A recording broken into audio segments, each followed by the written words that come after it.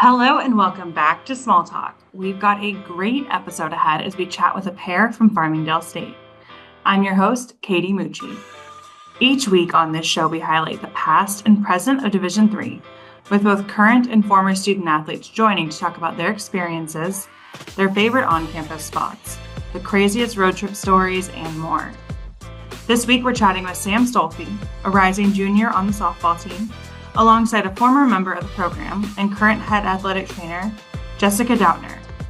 The two talk about their favorite memories from Florida trips, the balancing act of a Division III student athlete, why they chose Farmingdale State, and more. Thanks for joining this week. Now it's time for some small talk.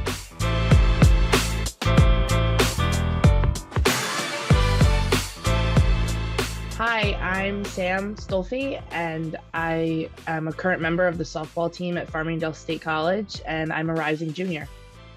Hi, my name is Jessica Dautner. I'm currently the head athletic trainer at Farmingdale State College. I'm also a former student athlete at Farmingdale State College.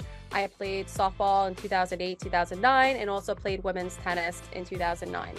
That was a busy spring season for you. Luckily, we play tennis in the fall and obviously softball in the spring. So I got lucky. Okay, there you go. I'm used to like the Texas schools who play all of that in the spring. So that's good for you. Well, Jess, Sam, thank you both so much for hopping on here tonight. I appreciate you taking the time. Excited to hear about your experiences. And I know you obviously add a fun wrinkle to things, Jess, with you still being on campus. So we will start out with kind of our discussion about campus life. So Sam, I'll have you kick this one off. But just talk about you and your teammates are going to hang out, restaurants, coffee shops, whatever it may be. What are some of those spots you guys go? And then Jess, if you want to follow up and say, is that the same as when you were there as a student athlete or has it changed? So also being a student athlete living on campus at Farmingdale, there's a lot of options around. A lot of places to eat. Adventureland park is right across the street. So there's a lot of fun things to do. I'd say my favorite place to go out and eat it's a American Chinese place called Mogu. And then there's also Changing Times Pub right across the street. There's a bunch of pizza places, and about any restaurant that you could think of is on that road right across from the campus. Jess, is that any of those places familiar to your student athlete days? Yeah, so when I was a student athlete 16 years ago, which I can't believe that's so long ago. But anyways, a lot has changed, at the college and off campus as well. Main Street has bloomed. There's so many different restaurants, Bowl, for example, ice cream shops, where we didn't have that those options when I was a student athlete. Also, looking down 110, you have so many new restaurants, fast food places, Chick-fil-A, Wendy's. You have everything. Target, I think, was being built as I was a student athlete there. So they have so many options now on campus and off campus. On campus, they have the student center that has good coffee options, cafe options. Back in the day when I was a student athlete, there was really no options on campus and very few options off. So the students have it great nowadays. That's always the worst when you go back to campus and you're like, dang, why didn't I have this? So Sam, I like to ask this question of our current student athletes. When the family is in town or you're not living on a college student budget, what is the best place to have someone take you to dinner? Ooh, that's a good question. There's so many options. When my parents come to the games, we usually go to the Applebee's or IHOP, and occasionally we'll go to Chick-fil-A. But usually after game, we like to sit down and have family time. There's also Chili's. We go to Chili's a lot. Chipotle. There's also a noodle place. It's called Noodles and Company. That's a really, really good place that we go to. It has a lot of options, any type of noodle, mac and cheese. They have linguine, tortellini, everything like that. So we kind of just hop all over the place because there's just so many options to choose from.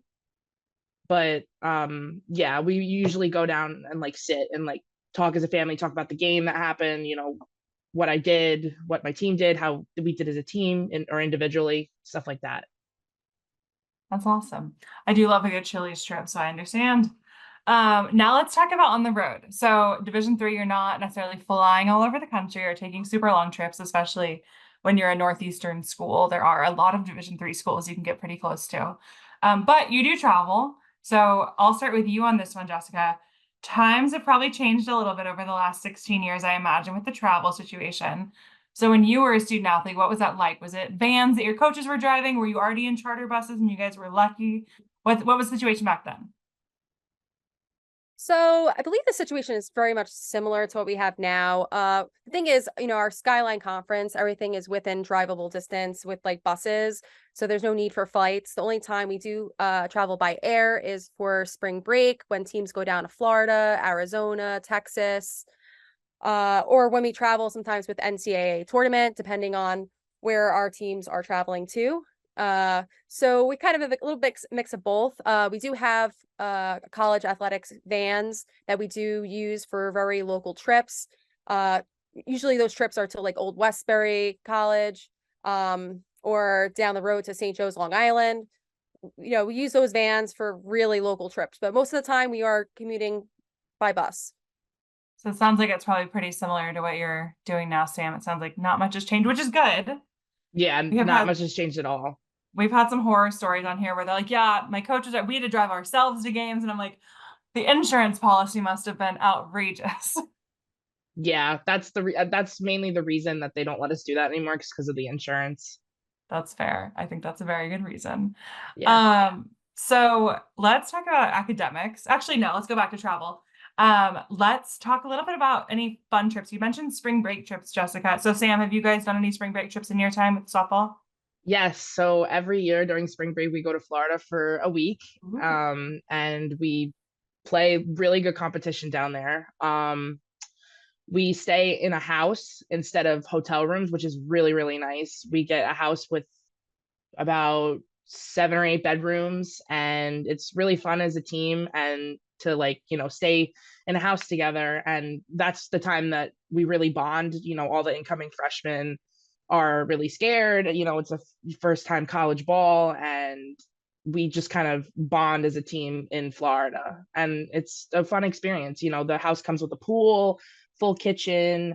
This year we had a movie room and a ping pong table. My freshman year we had a pool table in our house, and some of the rooms even have like themes. So this year there was a Toy Story room, a Hunger Games room. That last year there was a Mickey Mouse room, and I don't remember the other. Oh, Star Wars, and that one had LED lights, which was really, really cool. So we're very well taken care of housing for Florida. And then we just play that whole week. We get a couple days off just to relax. We're usually in a house that has a resort. So there's a huge pool with like a bunch of lounge chairs. This year we did a volleyball tournament. My freshman year we did a volleyball tournament as well. So, it's just a lot of bonding down there in Florida. That's awesome. And whoever selects your Airbnbs is clearly very good at it. If you get some Yes. themed rooms. Oh, yeah. Jess, what about you when you were in your playing days? What were any fun trips like that you guys got to take? Yeah, so we ended up going down to Orlando as well for spring break for softball.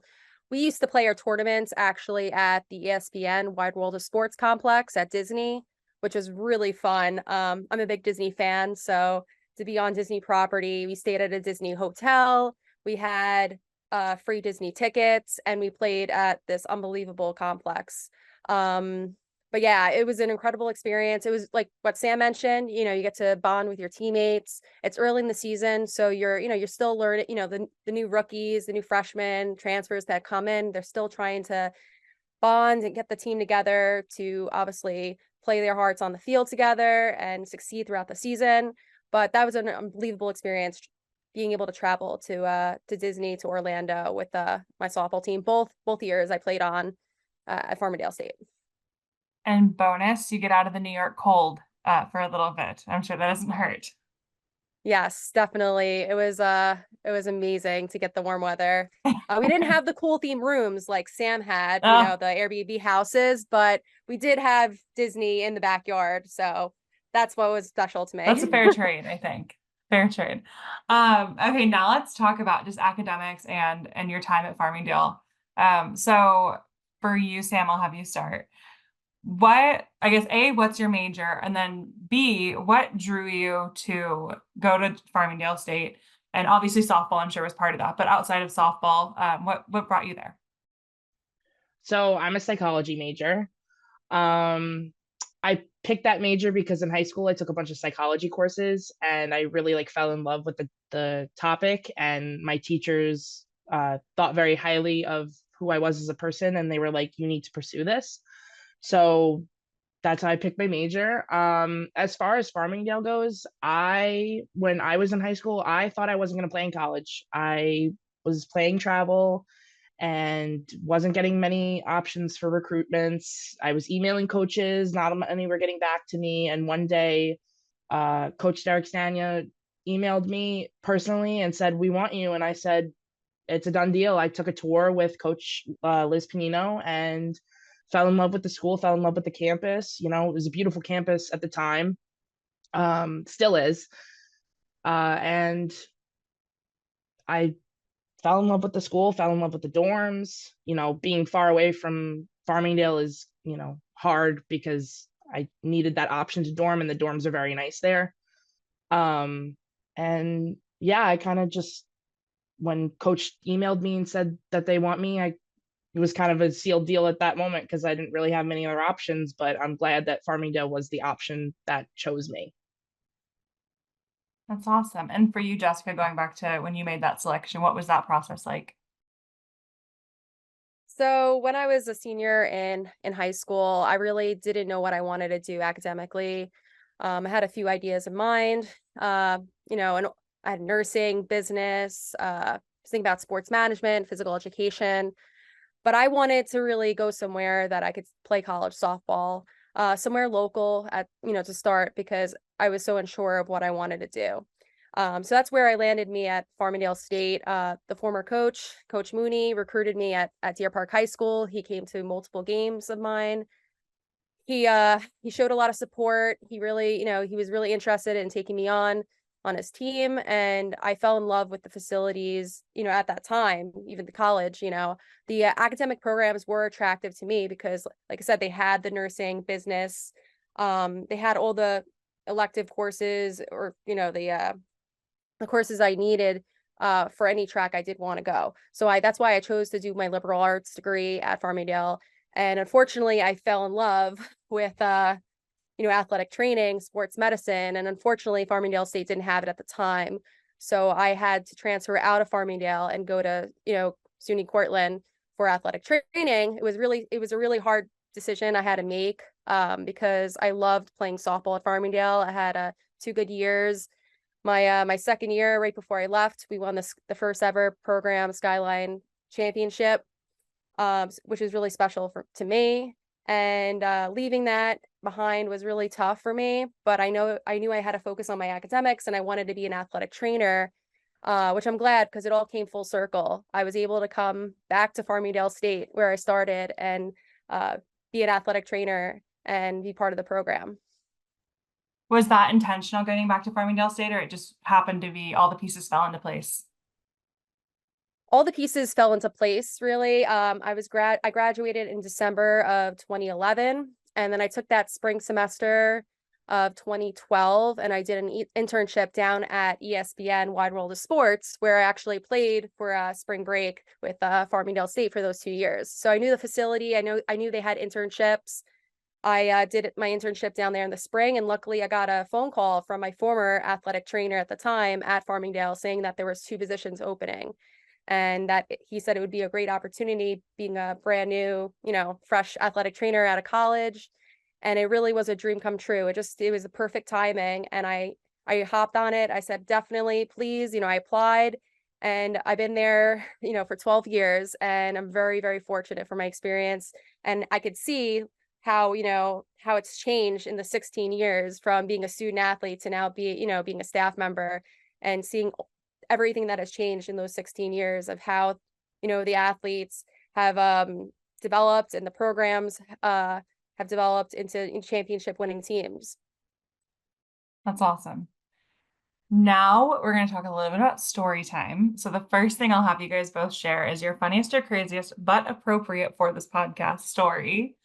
So Jessica, I will stick with you to start, and then Sam, you can follow right up. Okay, what would you like me to, as a student athlete or Yeah, let's as go a student staff member? athlete. Okay. We'll do both. We'll start with student athlete. Okay. Student athlete. Okay. So the craziest memory was when it was my freshman year. We were on our way to the ECAC championships, and our coach bus broke axle broke, and our tire went flying off our bus, and the bus swerved into 3 lanes of traffic. We almost got into an accident. Thankfully, we didn't. We ended up being on the side of the Garden State Parkway for about 3 hours waiting for a new bus. We were late to our championship game, but we ended up making it there, but it was pretty scary and crazy. That's terrifying. Yeah. Did you win the championship game? We did not, unfortunately. Blame it on the bus. Blame it on the bus, exactly. Okay, now as an employee of Farmingdale State, what's your craziest or funniest story? Okay, so I have a lot of crazy stories, but this one, I think it pretty much speaks for itself, you could see. So anyway, back in 2019, our softball team made it to the Skyline playoffs. We were playing St. Joe's, Long Island at the time. We were down 6-0 in the bottom of the 6th inning. One of our our starting left fielder, she was going down for a bunt, and the ball deflected off the bat and got her right in the face. And at that time, she wasn't wearing the face cage. I immediately went out in the field. She was down, bleeding. So we ended up getting her transported to the emergency room because clearly it was, it didn't look good. She had bruising, immediate swelling. Her eye, you could barely see her eye. Her cheekbone was so swollen. So anyway, she ended up going to the hospital. We ended up coming back that game. We ended up tying it, going into extra innings from that 6-0 deficit. We ended up winning it in the bottom of the 10th inning. And we ended up advancing to the championship game, which was shortly right after that game. Not only the girl who got injured rushed to the hospital, her sister was our starting pitcher pitching in that game. And she actually, got the team together right after her sister got taken off by an ambulance and was like, listen, we got this. Let's do this for my sister. And that really motivated. I don't know how her sister was able to continue to pitch that game and get us into the Skyline championship. And then we ended up winning the Skyline championship the game after. And then our injured player came back from the hospital with a few facial fractures. Like I said, you could barely see her one eye. And we ended up beating Mount St. Mary's in the championship game. So it was a lot of emotions. It was like crazy because we were losing 6-0. We thought it was all over. One of our best players got taken, off to the hospital in an ambulance. So it was really scary, but it was such an emotional event. And it probably is definitely one of my craziest memories as a staff member. That is wild. Yeah, you're right. I can't imagine trying to pitch after that, like seeing your family member. Yeah. Oh, good for her. Good for the team. That's awesome.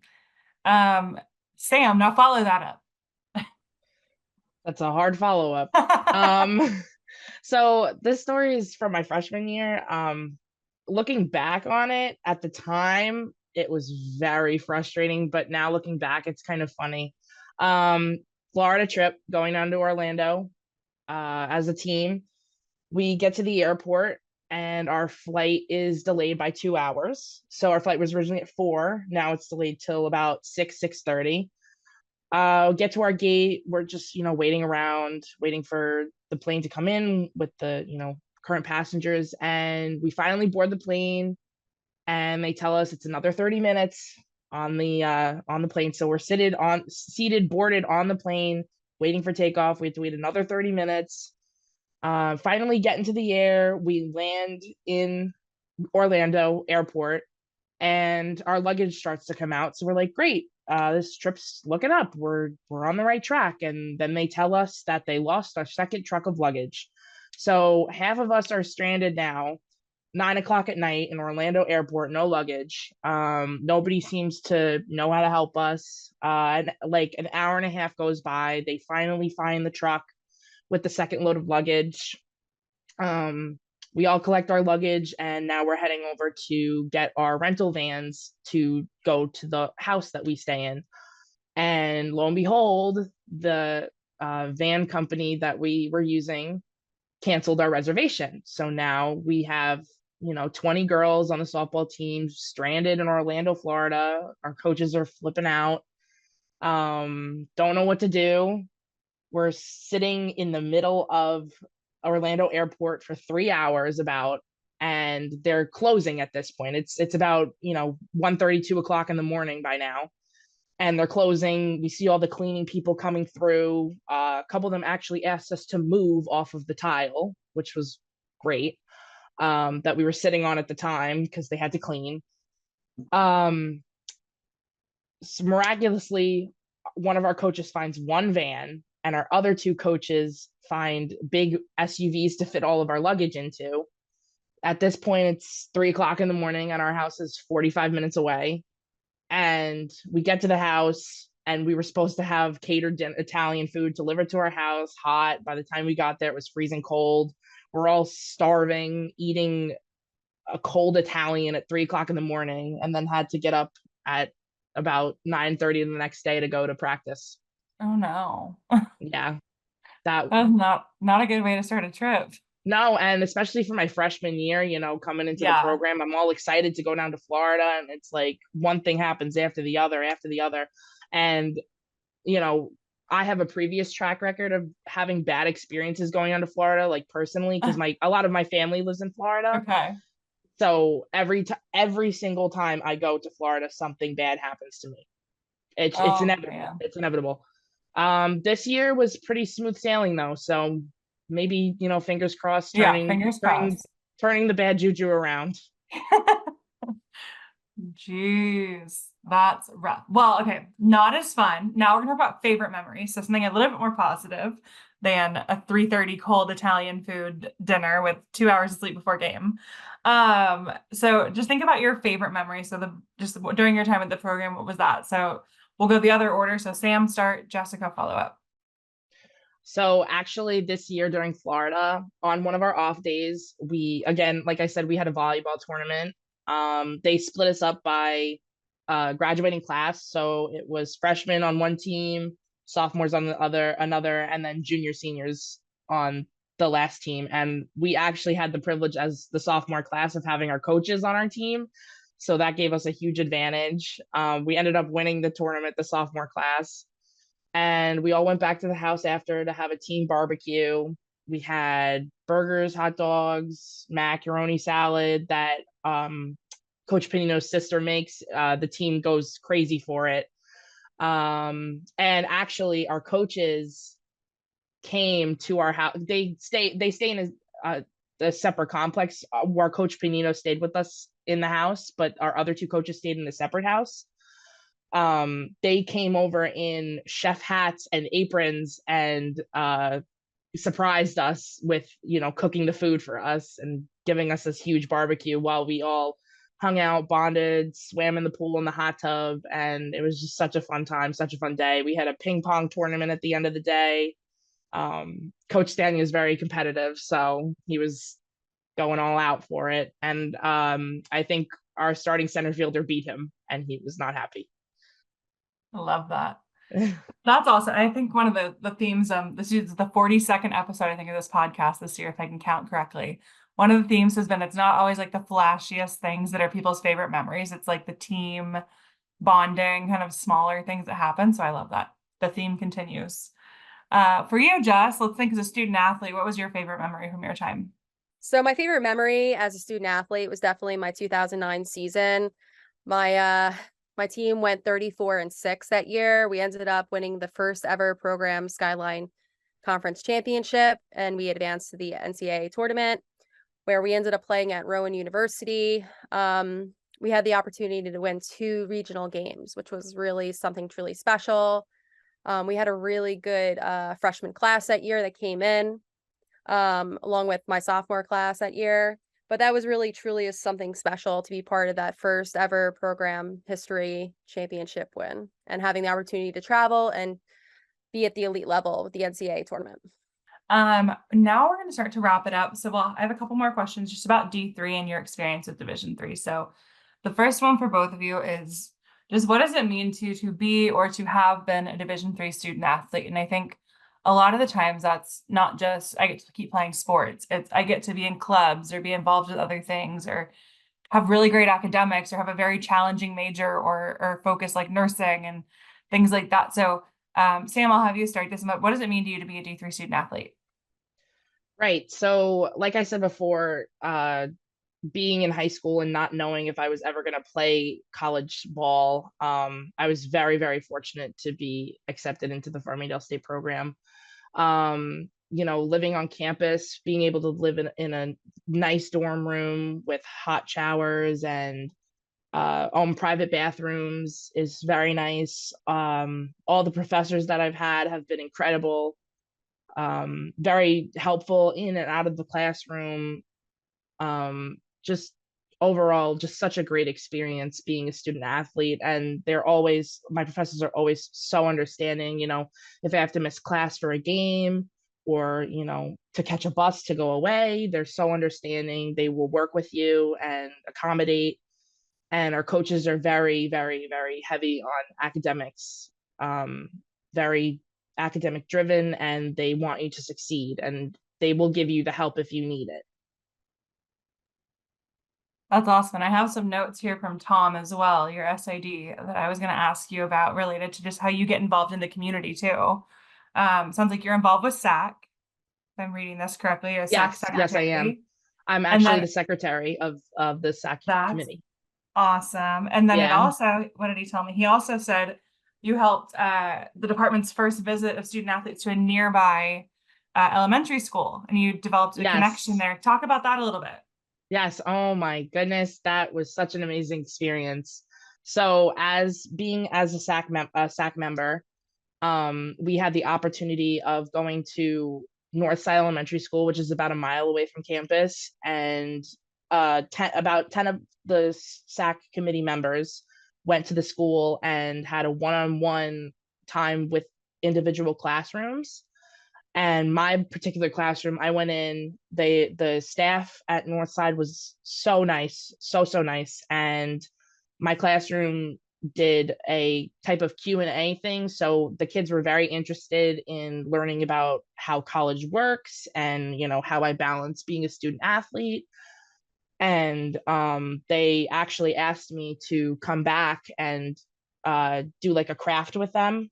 So I ended up going back and I did a Mother's Day craft with them the week before Mother's Day, which was really fun. The kids really took a liking to me and could not be more grateful for that opportunity. It really, branched out my experience, especially since I want to be working when I graduate with children of that age as a social worker. It, put my foot in the door for that type of age group and how to work with them. And it was just such a great experience.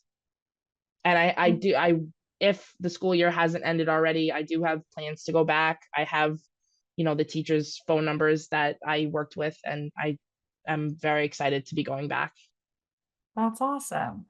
And then one more, just because I'm a competitive person, and I'm sure you are a student athlete, so I'm sure you are. So I also have noted here that you were the rookie of the year last year in the conference and also a two-time first team. So when you look back at that high school experience where you're trying to find a place to play college softball and you aren't sure if you're going to, how satisfying is it to have that kind of be your first couple of years of experience? So getting those prestigious awards, in high school, I really didn't get many. I didn't really get what I thought that I was deserving of. And that, was like a punch in the gut to me. I worked so hard and I did so well in high school and I just got outbeat. And coming to college, I was, very not confident in myself. And to end the season with, the Skyline conference, my freshman year with the Skyline conference, first place RBI with 41 RBIs that season and leading the conference, and that was just such an amazing feeling. And to finally get the recognition that I thought I deserved was so rewarding. And I cannot thank, my coaches and my teammates enough for that. And, Jess and all the athletic trainers and Tom and everybody who's on the athletic board. Just an amazing feeling, and I'm very, very grateful for what I have. That's awesome. Yes, the athletic trainers are key to a lot of that. So Jess, going to you, when you were a D3 student athlete for a couple of years, talk about that experience and what it meant to you. So being a D3 student athlete was an incredible experience because it had allowed me to obviously focus on academics, prioritize that as well as along with being a student athlete. When I was a student athlete at Farmingdale State, I actually had the opportunity to go to EMT school along with volunteering at my local fire department. So I was pretty much going to school, playing softball, going to EMT school. I also I held a job at Panera Bread. I know a lot of our student athletes, just like me, have so many things outside of academics and sports. So it's nice that you can be able to balance everything else you have on top of that. Because I wouldn't have had the opportunity to be able to do that if I wasn't playing Division III. So I'm really thankful for that experience, being able to balance everything. And I give a lot of athletes student credit, being able to, I know some of my athletes work multiple jobs, and for them to balance all of it is a truly impressive thing to do, and that can carry on post college and really show a future employer that they could obviously, work on multiple things, have multitask, and still be able to prioritize things. That's a really good point. We've had a handful of corporate professionals who are former D3 student athletes who've said that exact thing of, when I get applications and go through interview processes, if I see they were a student athlete, especially Division III, I'm like, check, they're at the top of the list now. So great point. But that isn't so impressive to be doing EMT school, volunteering with the fire department. Like, did you realize back then how much you were doing, or was it just kind of like, I want to do all this thing, so I'm going to do all of them? It was kind of nuts. I didn't look at it that way because I was able to handle it and balance everything. But looking back, I'm like, wow, how did I do that? I have no idea. Like, where did the energy go? I don't know. But, it was funny because as I was going to EMT school, a lot of my teammates were like, all right, Jess, so you're going to be the team, the team EMT when we travel to spring break. You're going to take care of everyone. I'm like, calm down. But yeah, it was a lot of fun. That's awesome. All right, my last question before we all sign off for the evening. This podcast is part of the 50th anniversary of Division III. So all year long, we've been celebrating 50 years. So 50 down, many more to come. So I'll ask you a little bit to predict the future, pull out a crystal ball here. But when you look at D3 and the time you've spent in it so far, what do you see, or maybe what do you hope to see for the future? And Jess, I'll have you start, and Sam, you can close us out. Okay, so what do I see for the future Division III? It's a good question. So I think that we've already seen in the past few years, there's different policy changes, rules that are coming out year by year. And these rules and policies are adapting to, our typical student, athlete, Division III athlete. Changes to practice, competition seasons. I feel like we are becoming more independent from other, divisions compared to D1, D2. So I see positive changes, they've adapted to the demand a student athlete has. Great. And Sam? So actually, my coaches at Farmingdale own their own travel organization called the Long Island Surge. And I am fortunate enough to be able to coach for that organization under them. So I coach started with the age group of 12-year-olds, and I've actually moved up recently to coach 14-year-olds. So just seeing the growth of these young kids and how much drive they have for the game and how much, potential these girls have to excel at a higher level already at the age of 14 is incredible. And I just can't wait to watch them, grow as players, grow as, young women, and really, change the face of Division III as a whole. Yes, make sure you preach that Division III message to them. I think that's the Absolutely. key. Get them young, get them interested in D3 young. Awesome. Well, thank you both so much for joining me tonight. I had a great time chatting, hearing about your experience. I have a couple places I can go visit next time I'm in Long Island. near Farmingdale State, so I'll make sure to stop by. But thank you guys for being here. I appreciate you. Thank you so much for having us. Yep. Thank you so much again. To everyone listening, thanks for tuning into this episode of Small Talk. We post new episodes every Thursday. To follow along with everything Division III, you can find us on social media at NCAA D3 or NCAA DIII. Make sure to join the conversation with us all year long by using the hashtag DIII50. Have a great day. We'll see you for some more Small Talk next week.